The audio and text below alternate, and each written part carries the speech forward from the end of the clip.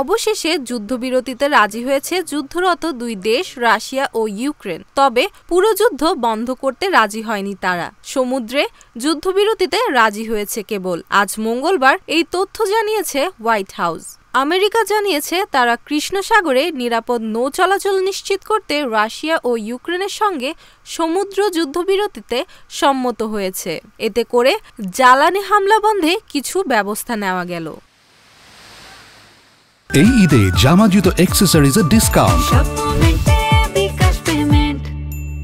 British সংবাদ মাধ্যম guardian বলছে, রাশিয়া ও ইউক্রেনের সঙ্গে আলোচনার ব্যাপারে দুটি রিড আউট প্রকাশ করেছে আমেরিকা। আজ মঙ্গলবার প্রকাশিত এসব রিড আউটে নিরাপদে নৌ চলাচল নিশ্চিত করতে, বল প্রয়োগ বন্ধ করতে এবং কৃষ্ণ সাগরে সামরিক উদ্দেশ্যে বাণিজ্যিক জাহাজের ব্যবহার রোধ করতে সমুদ্রে যুদ্ধবিরতির জন্য একটি চুক্তি কার্যকরভাবে ঘোষণা করেছে হোয়াইট হাউস।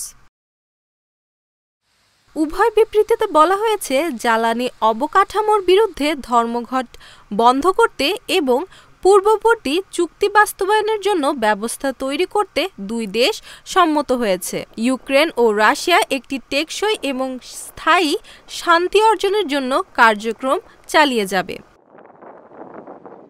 ইউক্রেন নিয়ে লেখা রিড আউটে হোয়াইট হাউস বলছে, আমেরিকা নিশ্চিত করেছে যে তারা যুদ্ধবন্দীদের বিনিময়ে বেসামরিক বন্দীদের মুক্তি এবং জোরপূর্বক স্থানান্তরিত ইউক্রেনীয় শিশুদের ফিরিয়ে আনতে সহায়তা করার জন্য প্রতিশ্রুতিবদ্ধ।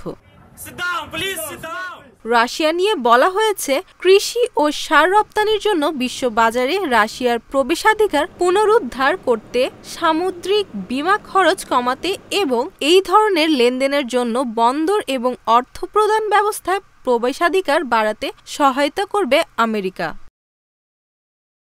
এ নিয়ে ইউক্রেন জানিয়েছে, কৃষ্ণ সাগরের পূর্বাঞ্চলে রুশ সামরিক জাহাজ এলে এই চুক্তির খেলাপ হবে। এ নিয়ে টেলিগ্রাম অ্যাকাউন্টে এক পোস্টে ইউক্রেনের প্রতিরক্ষা মন্ত্রণালয় থেকে এ কথা বলা হয়। তবে রাশিয়ার প্রতিক্রিয়া আসেনি।